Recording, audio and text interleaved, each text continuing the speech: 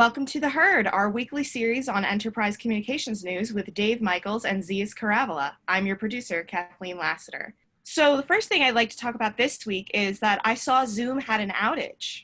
On Monday, yeah, the week started off with an outage, which was tough because that was the first day of school for a lot of folks. And it was a pretty big outage. It was about 3 hours long.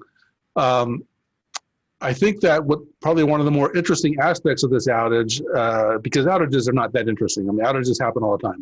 But I think one of the more interesting things about this outage is that Zoom ended it with an apology.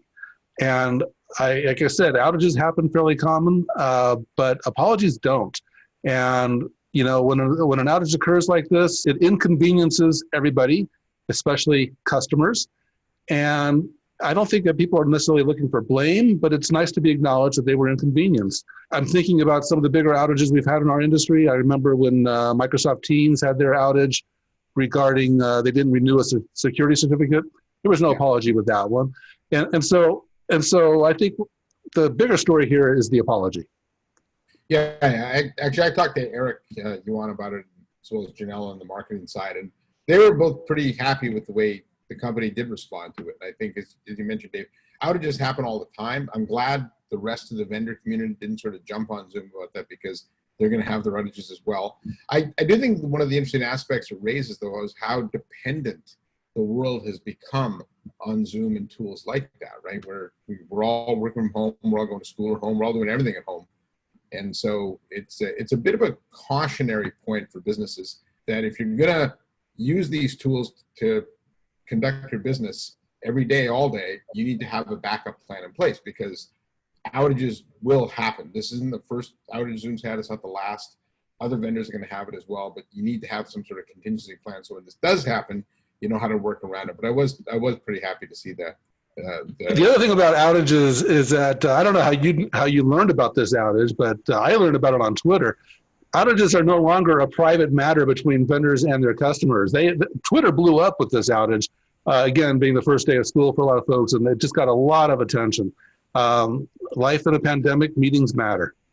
So the second thing I want to talk about is coordinated meetings from Microsoft. Did either of you guys have any thoughts on that?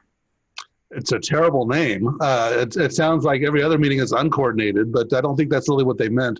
I think this actually touches on what we talked about last week with Lifesize and Captiva. We talked a little bit about the importance of bringing whiteboards and into a collaborative meeting.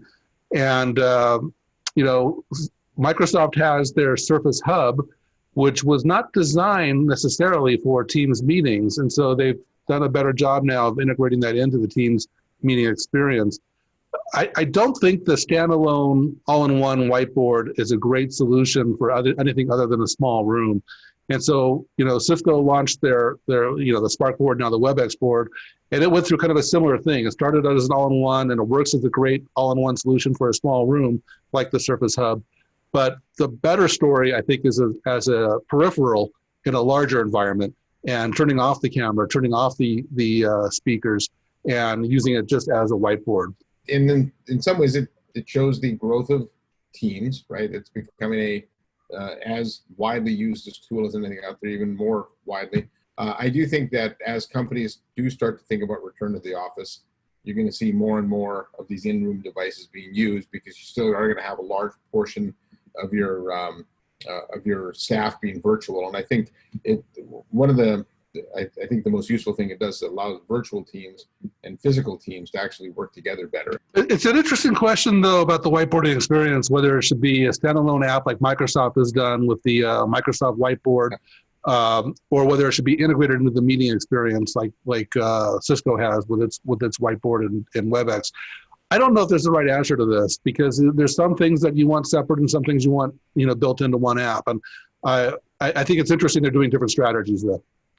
I do think you should have the option of integrating or disaggregating, right? And so the benefit you have of integrating in is you can manage the content as part of, like the whole concept of Teams is you put all your stuff in that virtual room, and so you want to have that content in there as well. So I was surprised they took the route that they did. Up next, I saw that Forrester published its Wave on contact centers as a service. Did you guys have any thoughts on that? Yeah, I saw that come out at the beginning of the week. I was the top two spots are NICE and Contact and Genesis, and they've been that way for a long, long time. So I wasn't really surprised there. I was surprised, though, to see TalkDesk overtake Five9. I don't think it was that way the last wave. You might know better than Dave. But TalkDesk is new to that leaders wave. Yeah. And I think it's a testament to the amount of work that company has done to drive a lot of innovation into the product in a relatively short period of time. So, hats off to Tiago and team. They've done an outstanding job of driving more innovation. And I thought for a company as small as they are, they're sub 300 million, I think, in revenue. For them to have achieved that this quickly actually was pretty impressive.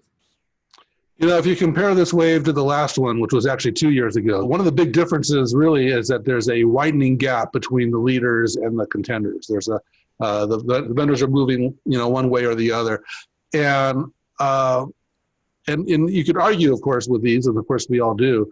You could argue with Art's findings on these, but the nice thing about Waves is that he provides the data, and actually Forrester customers could actually change their weightings and recreate their own diagrams, which is kind of a nice feature. But what I didn't see in there was a category that really emphasized the integrations, which are so important in the contact center solution. And so, for example, Vonage went down a little bit, but I think they have one of the better integrations with Salesforce. That kind of surprised me.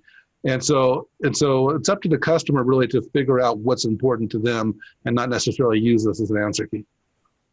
Yeah, and I think because they can change the weights, you can do that. There were some other surprises. I was surprised to see Vonage as low as they were. I was surprised to see 8x8 as low as they were. I think 8x8 has a lot of execution issues, but I think their contact center product from talking to customers is very good. They did put AWS Connect in, which was good to see, but they left Twilio out too, right? So there were still a couple of things there that I scratched my head over, but that's, everyone's subject to their own opinions, right? So yeah, the Amazon and Twilio thing is interesting because Gartner doesn't include them because they don't consider them applications, and Forrester included one of them. So it's kind of a compromise, right? But interesting. Make no mistake, though, Twilio and Amazon, I think, are here to stay in this market. So I question whether they would really want to stick in this market or not. But there's some big companies looking at both of those, and I think they will be formidable. And I'm surprised Connect. Connect's missing and they're both missing a lot of the digital channels and stuff right now. But they are getting a lot of looks from a lot of companies. So that's they're here to stay. So the last thing I want to talk about. Cisco has acquired BabbleLabs. Zeus, I saw that you did a post on No Jitter, and Dave, you did a tweet thread. My question is, isn't that the same as Poly's noise block? Yeah, a lot of the press made that analogy as well. Maybe not specifically a noise block, but there was a lot of stuff written about how this is a feature that a lot of companies already have. And Babel is different in that it doesn't just block your line, right? So I think if you're not familiar with how it works, everyone's been on a call where you've got the loud typer, the person eating potato chips, or the guy doing the drive-through, and there's a lot of features out there that'll just mute that person's line.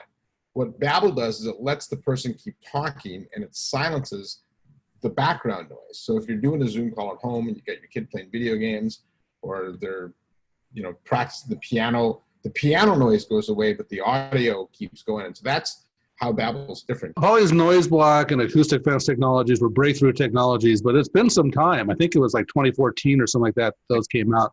And this is kind of, I would consider the next generation if it works as well as the demo was. But what it's really doing is it's taking that audio track that has all that noise and the speaker in it and separating the speech from the noise. And then once you've done that, you can enhance the speech and you can mitigate the noise. And that separation is kind of this magic that CS is talking about.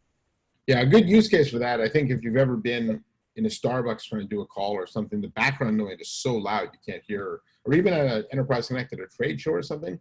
So this would allow that voice to continue to come through and everything else to be wiped out. So you're right. Noise block and acoustic fence was really cool for its time, and it's probably acoustic fence is still probably the closest thing to it.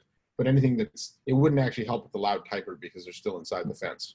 All right, so that was this week's episode. On behalf of Dave Michaels and Zeus Caravola, thanks for watching. I'm Kathleen Lassiter, and we'll be back next week with What We Heard.